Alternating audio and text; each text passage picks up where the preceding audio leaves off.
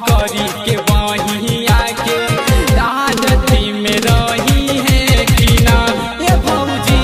मेहलवा में मैया के पहकरी के बहिया के राजती में रही है कि ना मेहलवा में मैया के पहकरी के बहिया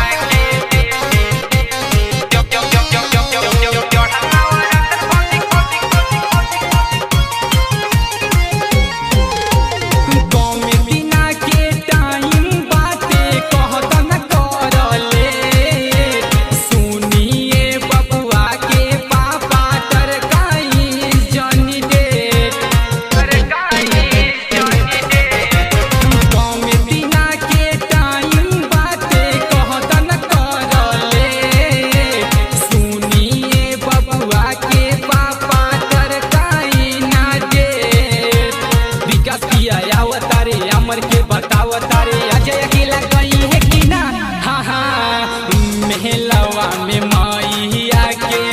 पहकरी के बहिया के राजती में रही है कि ना ये भौजी मेहलवा में मैया के पहकरी के बहिया